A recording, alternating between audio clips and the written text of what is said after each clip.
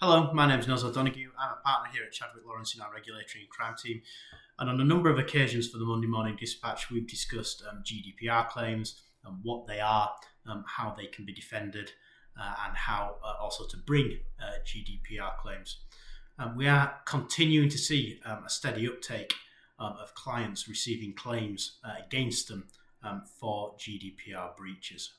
Just to quickly recap for this short video, a GDPR breach in very basic terms is when data has been leaked in an unauthorized manner and ultimately, as an organisation, it is your responsibility on a very basic level to ensure that such breaches don't occur.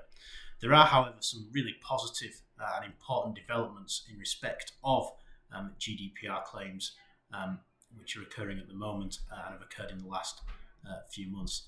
These developments relate to exactly how damages are calculated. In the past, we've seen many claims that we've had to defend, and indeed, unfortunately, brought for individuals for quite minor breaches, things like loss of pay slips, an email sent incorrectly, that type of thing. In terms of damages, those claims have been quite limited. However, there have been some developments which restrict damages even further for such claims. In terms of what damages are in respect of GDPR claims, there are basically two types of harm. The first is what you might call material damage. That might be where individuals had their data leaked and can show material loss, such as a financial loss. This might be proved by bank statements, receipts, that type of thing. The second type of harm is non-material damage. Compensation can be awarded for non-material damage, which is things like psychological harm or distress. In our experience, the latter is much more difficult to prove. The way that you might prove this is by medical reports, a list of treatment that you've had to undergo as a result of data breaches, or therapist correspondence. We've had a lot of claims that we've defended here, and most of these claims are based on non-material damage, such as distress. And in the past, it's been very difficult to prove or disprove that such distress has occurred. However, the courts have now made it quite clear that not only must you be able to show this distress, and that's the case of Lloyd versus Google LLC, which was decided in 2021, but there is what's called de minimis level of distress where compensation will not be awarded even if a breach has occurred.